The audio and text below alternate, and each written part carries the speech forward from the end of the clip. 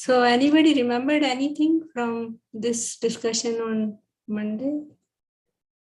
So Krishna Bhakti Janma Mula Hai Sadhu Sangha Krishna Prema Janme Deho Puna Mukhya Anga. The root cause of devotional service to Lord Krishna is association with advanced devotees. Even when one's dormant love for Krishna awakens, association of devotees is still most essential. So basically, this association of devotees, the essential ingredient for our progress in devotional service. So let's read verse number 14. Someone wants to read? I can read my portion. Etat shuru shushrutam vidwan sutta no arsi bhashitam katha hari kathodarkaha darkaha satam shu sadasi dhruvam. Translation and purport by Srila Prabhupada. Srila Prabhupada ki jai. O learned Sutta Goswami, please continue to explain such topic to us because we are all eager to hear. Besides that, topics which result in the discussion of the Lord Hari should certainly be discussed in the assembly of devotees. Purport, as we have already quoted from the Bhakti Rasamrita Sindhu of Rupa Goswami, even mundane things, if dovetailed in the service of the Lord Sri Krishna, are accepted as transcendental. For example, the epics or the histories of Ramayana and Mahabharata, which are specifically recommended for the less intelligent classes, women, Shudras, and unworthy sons of the higher caste, are also accepted as Vedic literature because they are compiled in a connection with the activities of the Lord. Mahabharata is accepted as the fifth division of the Vedas after its four divisions, namely Sham, Yajur, Rig, and Atharva Ved. The less intelligent do not accept Mahabharata as part of the Vedas, but great sages and authorities accept it as the fifth division of the Vedas. Bhagavad Gita is also part of the Mahabharata, and it is full of Lord's instruction for the less intelligent class of men. Some less intelligent men say that Bhagavad Gita is not meant for householders, but such foolish men forget that Bhagavad Gita was explained to Arjun, a grihastha, family man, and spoken by the Lord in his role as a grihastha.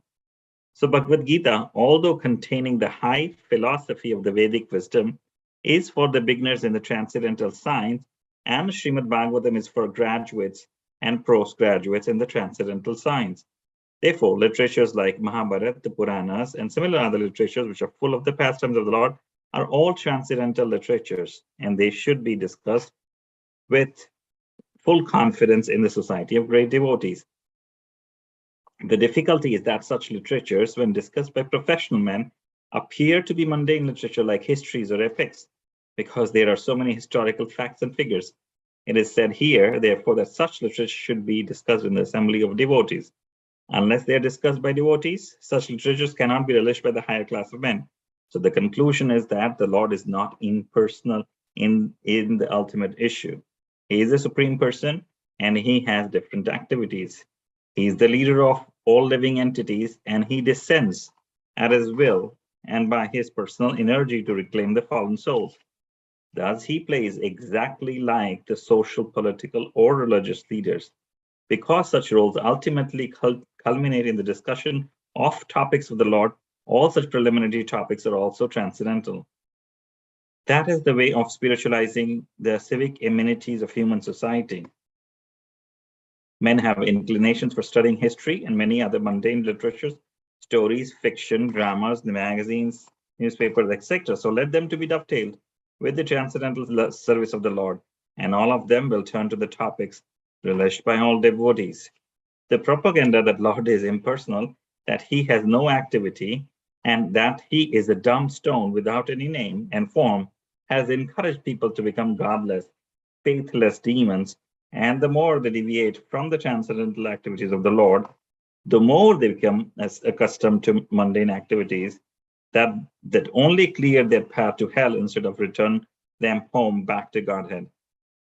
Srimad Bhagavatam begins from the history of the Pandavas with necessary politics and social activities, and yet Srimad Bhagavatam is said to be the Paramhamsa Samhita or the Vedic literature meant for the topmost transcendentalist, and it describes Param Jnanam, the highest transcendental knowledge. Pure devotees of the Lord are all Paramhamsas, and they are like the swans who know the art of sucking milk out of a mixture of milk and water. Very bold. Wow. Beautiful. Wow. Nice, right? Yeah. Yeah. Yeah. You So, want to Mataji, so here, I think Shaunak Rishi is telling Sutta Goswami that they are very eager to hear Srimad Bhagavatam, and they are emphasizing, because Srimad Bhagavatam is about Lord Hari, he should explain this in this assembly of thousands of devotees. So everybody's is eager to hear, and so Krishna Katha, all devotees of the Lord are eager to hear, and in the purport, Prabhupada is mentioning about different kinds of literatures.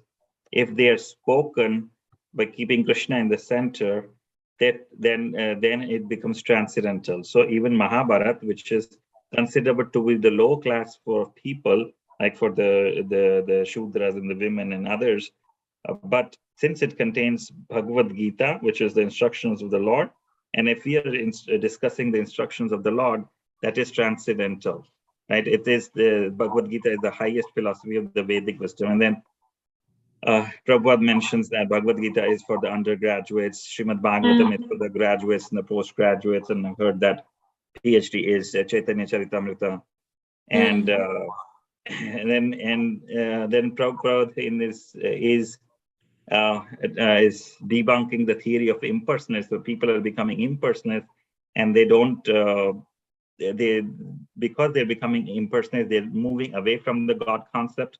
They're becoming godless. They're more and more contamination is coming. So we should realize, by reading Srimad Bhagavatam and others, we understand that God has a form, and then people have all this propensity to read about the history and stories and dramas. But if you read Srimad Bhagavatam, it has everything, but Krishna is in the center. So if we try to read this Srimad Bhagavatam, which is the Paramhansa Samhita, then we will spiritually grow. So this Bhagavatam is our shelter when Krishna has left the material world.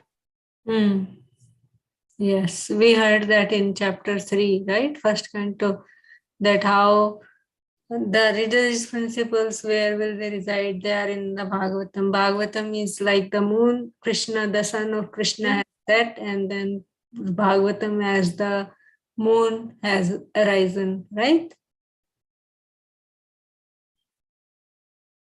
Okay, so this part here is very, very important, that Srila Prabhupada is writing from Bhakti Rasamrita Sindhu, that even mundane things,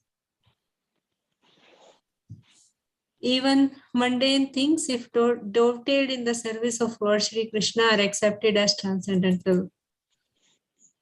Right? Right. Krishna? Yes, Mataji. Oh, yeah, I was thinking, am I disconnected or something? Yeah. So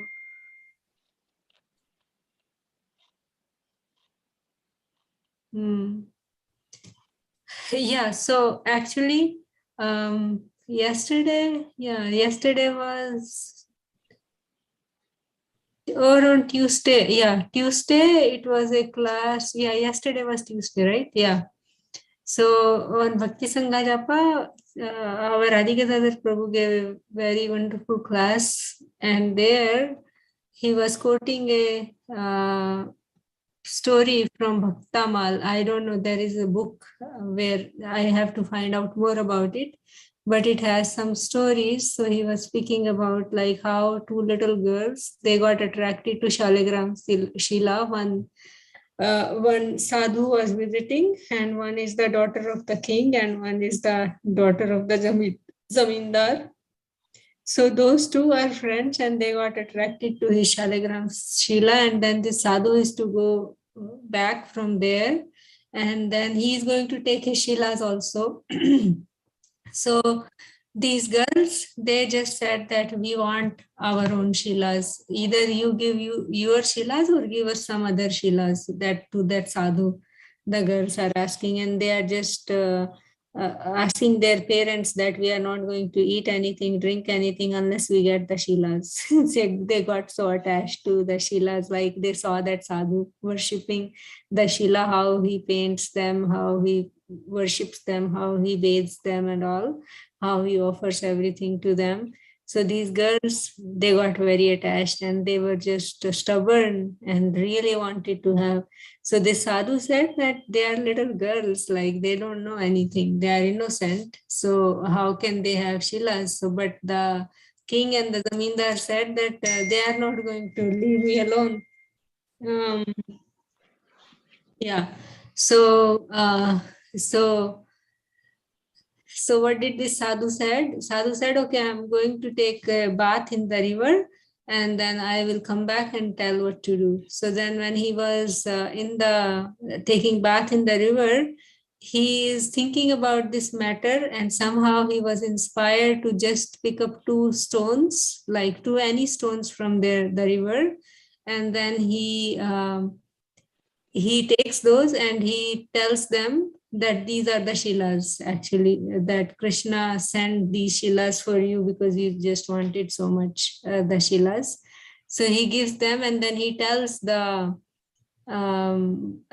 these girls, they asked the name of Shila, and I forgot what name it was given. That he gave some name, which is not even the name of Krishna. He gave something, but these are small 5-year-old girls, and they are just so innocent, and they were excited to have the Shilas, and they asked that, okay, your Shila has the name Gopal, so you have to give what are the names of our Shila. So these two girls, they just worship the Shilas with so much love and affection, and they were so attached to the Shilas. So basically those were stones actually, because Shilas, they come from Gandakini river in Nepal.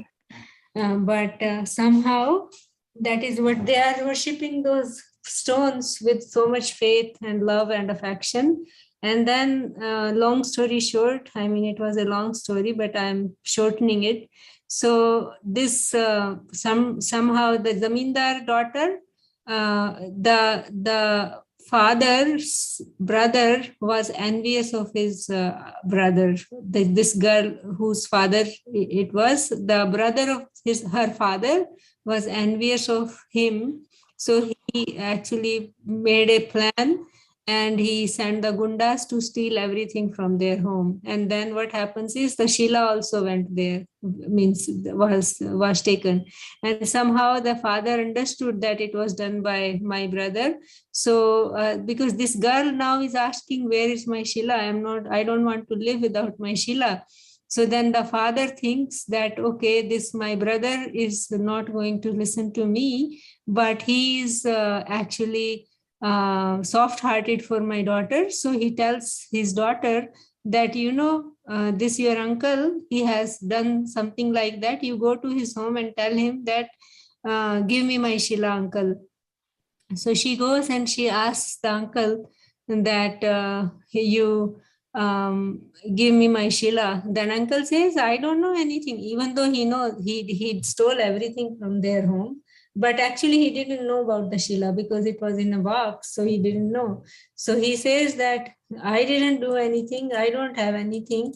So how can the Sheila be in my home? So he just kept thinking, saying like that. And this girl said that, okay, I'm not going to go, I'm going to die here if I don't get my Sheila. Then the uncle says, oh, the story of Draupadi, that how when Draupadi was disrobed, then Krishna came when she called.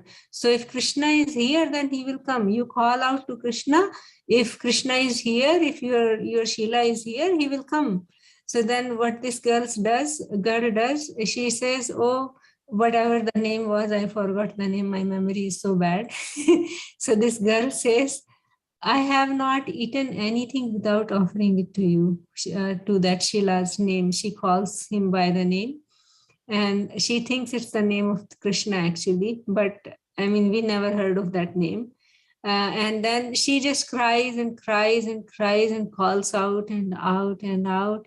And then finally Krishna comes and embraces. Can you believe? Comes out. Wow. the house of that uncle, and then he embraces her. And this uncle feels so ashamed, and he seeks forgiveness from the girl, that you have delivered all of us. Actually, I am so sorry, please forgive me that I kind of I tried to hit you and all that. So he seeks forgiveness, and then he takes everything that he has stolen to her father's home and tells him everything. And this is the thing, like if we worship, if we have faith, then anything and everything can be actually and then there is rest of the story. I won't tell that because that will take the whole time. Yeah. So and today morning the class in the temple was given by His Grace Shesha Prabhu, and there was this discussion about how is that Bhagavad Gita is undergrad, and then Bhagavatam is graduation, and Chaitanya Charitamrita is post graduation. So what was said was that Bhagavad Gita, because it has the basic principles, like it speaks about the 5 main topics, and it speaks about the principles, right? That Ishvara, Jiva, Prakriti, time and act, and karma it speaks about. So actually this is just the basic information it is giving, but that is why it is under graduation. And then in Srimad Bhagavatam, we see a lot is spoken about creation. The details of all those basic topics that are discussed in Bhagavad Gita is given, and also in detail we hear about creation and everything. And also we hear the intimate pastimes of Krishna in 10th canto. So it is actually describing Krishna's pastimes, and then it is describing elaborated Bhagavad Gita in 11th canto. So that is how Bhagavatam is the post-graduation. And then Chaitanya Charitamrita is actually speaking the heart of the Supreme Lord, basically, right? That Chaitanya Mahaprabhu, Krishna comes in the form of Chaitanya Mahaprabhu to give that love of God, and he wants all living entity to get the love of Brajvasis, right? So it is speaking the heart. It is disclosing what is there in the heart of the Supreme Lord. So that is why it is postgraduate study. Yeah. Mataji, I have a quick question. Yeah. In the purport, in the 4th line, Srila Prabhupada says, for example, the epic of the histories of Ramayana and Mahabharata, which are specifically recommended for the less intelligent. I can understand Mahabharata, but why Ramayana? Because Ramayana is Yeah, nothing. actually Ramayana is also because it's like kind of story form. That Ramayana is Ramayana is like kind of story form only, right? Right. Yeah, that's why Srila Prabhupada is writing. I mean, and why does it say that it is for less intelligent? Because it has the stories which is attractive to everyone. It's not just philosophy like Bhagavad Gita, right? Right. In that sense, it says that. Oh, okay. Yeah. So should we move on to the next verse? Oh, it's already done. Okay, let's read the next one. Big purports. Someone will put in. But at least something is better than nothing. Okay, I can read Mataji. Yeah, go ahead. Save Bhagavato Raja Pandaviyo Maharatan Bala Kirtana Ke Ridan Vishnath Vidam Yad Adade. Translation by Srila Prabhupada Ki Jai. Maharaj Parikshit, the grandson of the Pandavas, was from his very childhood a great devotee of the Lord. Even while playing with dolls, he used to worship Lord Krishna by imitating the worship of the family deity. Purport. In the Bhagavad Gita 641, it is stated that even if a person who has failed in the proper discharge of yoga practice is given a chance to take birth in the house of a devout Brahmana or in the houses of rich men like Kshatriya kings or rich merchant, But Maharaj Parikshit was more than that, because he had been a great devotee of the Lord since his previous birth, and as such he took his birth in an imperial family of the Kurus, and especially that of the Pandavas. So from the very beginning of his childhood, he had the chance to know intimately, the devotional service of Lord Krishna in his own family. The Pandavas, all being devotees of the Lord, certainly venerated family deities in the royal palace for worship. Children who appear in such families, fortunately, generally imitate such worship of the deities, even in the way of childhood plays. But by the grace of Lord Shri Krishna, we had a chance of being born in a Vaishnava family. And in our childhood, we imitated the worship of Lord Krishna by imitating our father. Our father encouraged us in all respects and observe all functions such as Rath Yatra and Dola Yatra. And he used to spend money liberally for distributing prasad to us, children, and our friends. Our spiritual master, who also took his birth in a Vaishnava family, got all inspirations from his great Vaishnava father, Thakur Bhakti Vinod. That is the way of all lucky Vaishnava families. The celebrated Mirabai was a staunch devotee of Lord Krishna as the great lifter of Govardhan.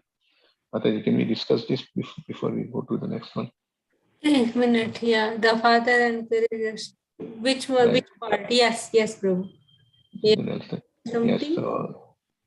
so it says that if Maharaj Parikshit was fortunate to be born in a family of Pandavas. If somebody has done good deeds, then he can be born in a Vaishnava family or Brahmin family or rich. So it's very important, and even from a very young age, they practice Krishna consciousness. And Srila Prabhupada gives his own example that he was fortunate to be born in a Vaishnava family. I have one question, Mataji, on this. What is Dola Yatra? Dola Yatra. Dola Yatra is what? I think it's something related to Rath Yatra. Is it in the Palki? I think so. Something I am not remembering, but it is something. Okay. Let's see what is Dola Yatra. Dola hair. Okay, I don't know, Prabhu, actually, but I think something.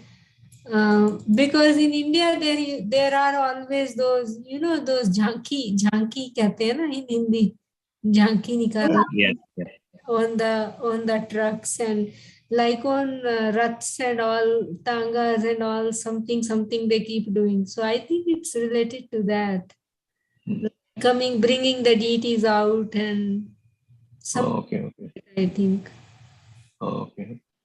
Okay, I can continue now. The next one. Yeah, like we know that how Srila Prabhupada started the Rath Yatra when he was a child. Right. Yeah. Right. Okay. The life history of many of such devotees is almost the same, because there is always symmetry between the early lives of all great devotees of the Lord.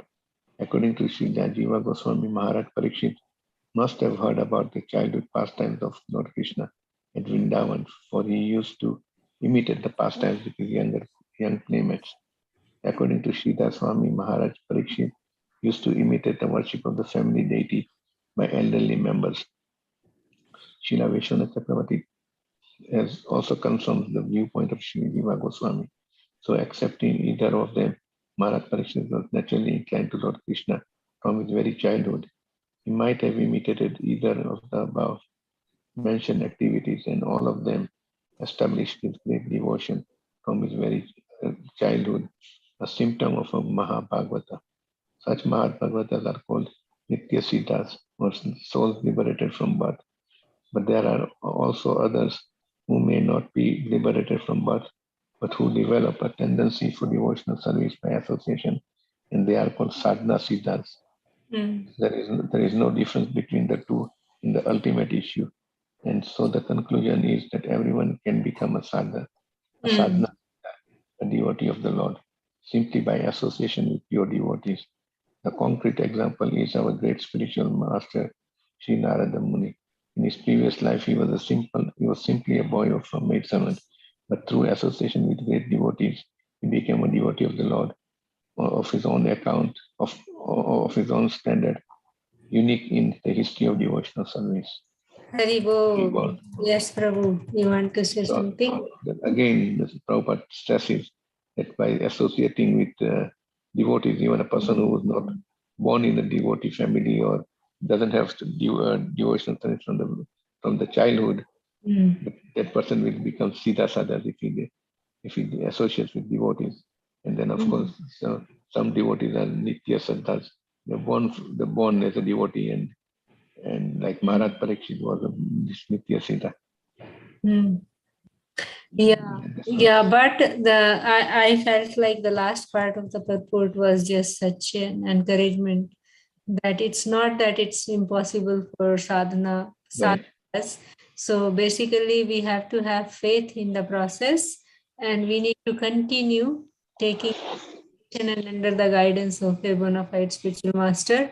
So means it is possible. It is possible. Like, and the Prabhupada, Srila Prabhupada is giving the example of Narada Muni here.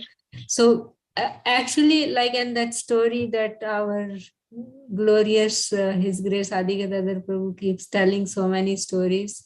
They are so much hope giving actually.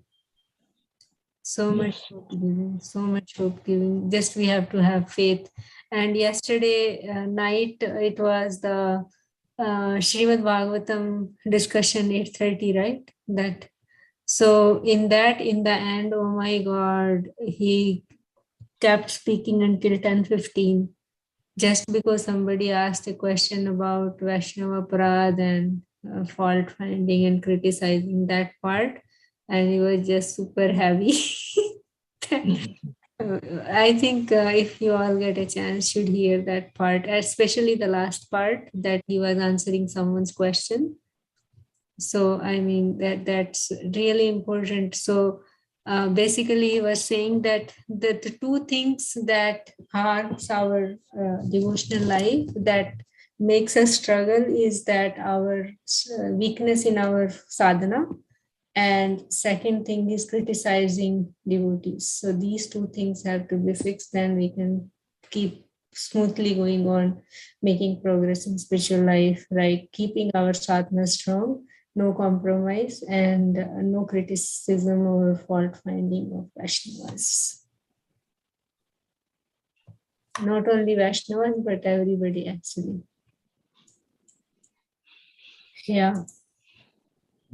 So, I mean, we all know that, but when we hear again and again, it just re-emphasizes and it makes us feel like we should be, I mean, at least for me, I don't know, all of you are probably not, you're already fixed up, but for me, I like really feel like constant reminder. I'm far from there. When I hear that, I feel like I should keep hearing these things so that I try to, I mean, at least there is something in the mind that I should follow properly. Yeah. Okay. So let's read this one more verse quickly. Someone wants to read, or I can read. I can read, Mataji. Okay, Mataji. Go ahead. Thank you, Mataji. Vayasischa Bhagavan Vasudeva Parayanaha Urugaya Gunodraha Satam Suryahi Samagame. Translation and purport by His Divine Grace A.C. Bhaktivedanta Swami Srila Prabhupada Ki Jai. Sukadev Goswami, the son of Vyasdev, was also full in transcendental knowledge and was a great devotee of Lord Krishna, son of Vasudev. So there must have been discussion of Lord Krishna, who is glorified by great philosophers in the company of great devotees. Purport. The word Satam is very important in this verse. Satam means the pure devotees who have no other desire than to serve the Lord. Only the association of such devotees are the transcendental glories of Lord Krishna.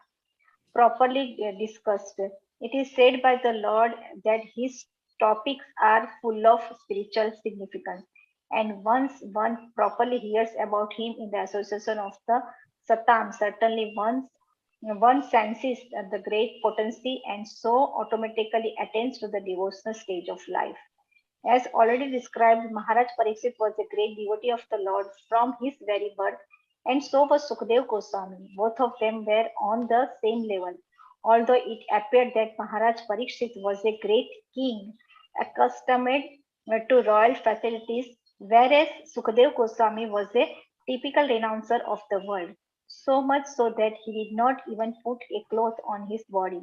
Superficially, Maharaj Parikshit and Sukhdev Goswami might seem to be opposites, but basically they were both unalloyed pure devotees of the Lord. When such devotees are assembled together, there can be no topics save discussion of the glories of the Lord or Bhakti Yoga. In the Bhagavad Gita also, when there were talks between the Lord and his devotees Arjuna, there could not be any topic other than Bhakti Yoga. However, the mundane scholars may speculate on it in their own ways. The use of the word cha after Vyavaskihi suggests, according to Srila Jiva Goswami, that both Sukadev Goswami and Maharaj Pariksit were of the same category, starting long before, although one was playing the part of the master and the other the disciple. Since Lord Krishna is the center of the topics, the word Vasudeva Parayana or devotees of Vasudeva suggests devotees of Lord Krishna, the common aim. Although there were many others who assembled at the place where Maharaj Pariksit was fasting, the natural conclusion is that there was no topic other than the glorification of Lord Krishna. Because the principal speaker was Sukadev Goswami and the chief audience was Maharaj Pariksit. So Srimad Bhagavatam, as it was spoken and heard by two principal devotees of the Lord, is only for the glorification of the Supreme Lord, the personality of God, and Sri Krishna. Hari Bol. Hari Bol. Yeah, you want to say something? Yes, that is very nice. Perfect. We are talking about the two great devotees, about the Sukadev Goswami and Maharaj Pariksit. They both are great devotees, as one is very renounced and Maharaj Pariksit was the king. But they both are very pure devotees, devotees of the Lord. And when they get together, when they discuss, they only talk about Krishna. So Krishna is the center. So when all the devotees, when they are get together, they are only glorify about the Krishna, no other topics. Right? And the association of the devotees is more important here. Yeah, so basically that Machita Matgata Prana Parasparam Kathyantascha Mam Nityam Tushanti Cha Ramanti Cha. That verse that whenever my devotees meet. So actually that mundane talks and mundane gossiping and all that, when one is so attached to Krishna, then only it happens that not even a single moment one wastes, right? Right. So I think I was hearing Srila Prabhupada's lecture there also. He was saying the symptom of a Paramahamsa is that not even a single moment is wasted. And then he was also speaking about that how the Goswamis, they actually gave up, they were sleeping so less. And Srila Prabhupada was mentioning that one should try to reduce eating, sleeping, all those things, mating, defending, that kind of things. And this, then he was speaking from the Shadagoswami Ashtakam Taktva Turnam Ashesha Mandal Pati Shrenim Sada Tuchavat Nidrahar Vyar Kadivi. That those lines he was speaking from there, that when one is attracted to Krishna and attached to Krishna, then there is not even a single moment that they want to waste. Avyartha kalatvam, one of the symptoms of bhava, we hear in Nectar of Devotion. Yeah. So these, when we read these, it's just so inspiring. Right. Yeah. Here also, Mataji, I would like to say in the verse number 40, Srila Prabhupada explained in the last line, the Paramhamsas are like the swans who know the art of sucking milk out of a mixture of milk and water. Yeah. Paramhamsa Samhita, or the Vedic literature meant for the topmost transcendentalists, and it describes Param Jnanam, the highest transcendental knowledge. Pure devotees of the Lord are all Paramahamsas, and they are like the swans who know the art of sucking milk out of mixture of milk and water. So on that note, I'll tell you a little small story. Just 2 minutes. I have only 2 minutes. So I was listening to my Guru Maharaj, and he was speaking in the South India Yatra on Simhachalam on Jiyad Narsimha. So Maharaj was speaking about glories of Lord Nrsimhadev, and he was speaking one of other Maharaj's good brother, means Srila Prabhupada's disciple, I think Sridhar Swami Maharaj. He got this hepatitis C, and then the doctor said that his liver was so much affected that the doctor said that he will have maybe 6 months like that. But then what Maharaj did, Sridhar Swami Maharaj did, His Holiness Sridhar Swami Maharaj did, he started worshipping Lord Nrsimhadev.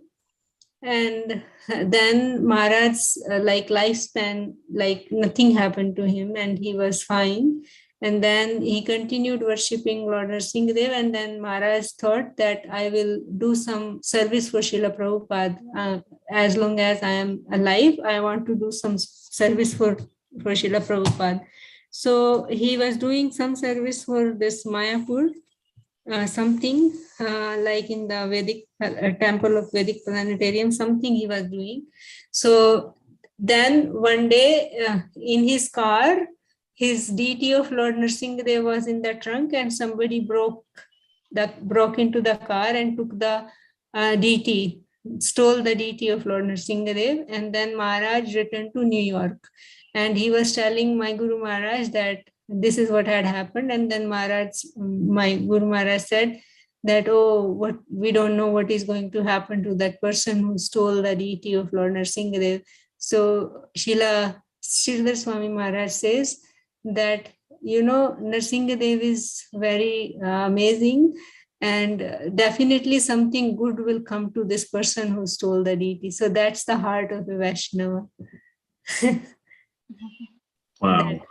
That's what Maharaj was saying, that this is the glory of Lord Nrsimhadev. Even somebody steals, but then His Holiness Sridhar Maharaj was saying that, something good, you see, definitely something good will happen to that person who stole the deity. Yeah. And Maharaj said that he was smiling, and he was saying this thing. So compassionate. Yeah, so much compassion. Yeah. Okay, dear devotees, thank you all very much. Hare Krishna, Srila Prabhupada ki jai, Jai. Bhagavatam ki jai, Ananta Koti Vrinda ki jai. Jai.